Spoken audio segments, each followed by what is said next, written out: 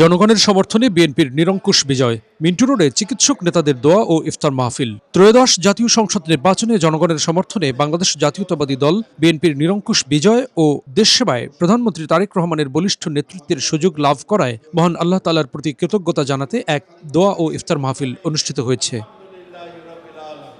বুধবার বিকেলে রাজধানীর মিন্টু রোডের শহীদ আবু সাইদ ইন্টারন্যাশনাল কনভেনশন সেন্টারে মেডিকেল ও ডেন্টাল কলেজের সাবেক ছাত্রদল নেতৃবৃন্দের আয়োজনে এই অনুষ্ঠান সম্পন্ন হয়।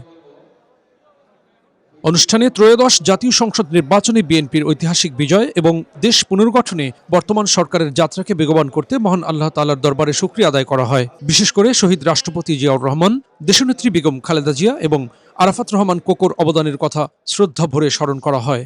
পাশাপাশি গণতন্ত্র পুনরুদ্ধারের লড়াইয়ে যারা আত্মোৎসর্গ করেছেন সেই সকল শহীদদের আত্মার মাগফিরাত কামনা করে বিশেষ দোয়া করা হয়। প্রধান অতিথি হিসেবে উপস্থিত ছিলেন সমাজ কল্যাণ মন্ত্রী অধ্যাপক ডক্টর AZM জাহিদ হোসেন। এ সময় তিনি বলেন, জনগণের রায়ে আজ দেশে গণতন্ত্র প্রতিষ্ঠিত হয়েছে। প্রধানমন্ত্রী তারেক রহমানের নেতৃত্বে আমরা একটি সমৃদ্ধ বাংলাদেশ গড়ার শপথ নিয়েছি। চিকিৎসক সমাজ এবং পেশাজীবীদের ঐক্যবদ্ধ থেকে দেশের সেবায় আত্মনিয়োগ করতে হবে। নেতা যেমন বলেন সবার আগে বাংলাদেশ, আপনাদের উপরে রাখতে হবে। সবার আগে চিকিৎসকদের চিকিৎসা পেশা, হাসপাতাল তথা মানুষের সেবায় আমাদের সবার আগে মনোনিবেশ করতে হবে।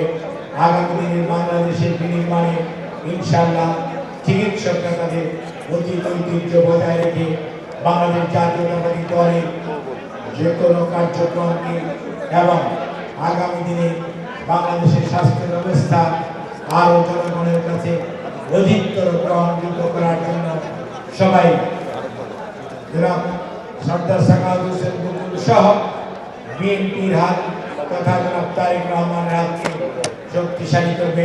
অনুষ্ঠানে বিশেষ অতিথি হিসেবে উপস্থিত ছিলেন স্বাস্থ্য ও পরিবার কল্যাণ মন্ত্রী সর্দার মোহাম্মদ সাখাওয়াত হোসেন। তিনি বলেন, চিকিৎসকরা এখন সংঘবদ্ধ।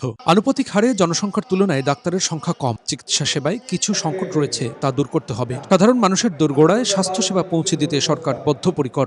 কোনো আনবিউ প্রভাব আমাদের কাজে করবে কেউ ফেলতেছে না। আমি ডাক্তারদের সকল মহলকে, আমাদের নেতৃবৃন্দকে অন্তঃস্থল থেকে আন্তরিক ধন্যবাদ ও মোবারকবাদ জানাচ্ছি।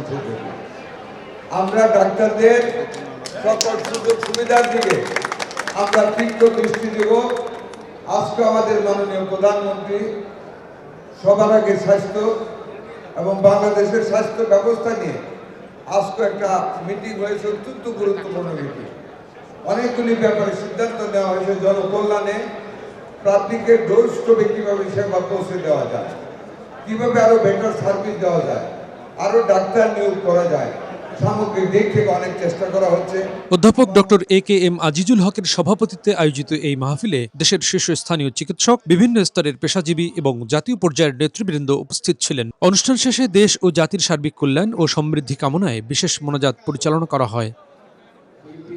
হেমায়েতুল্লাহ নূর, মেডিকেল পোস্ট।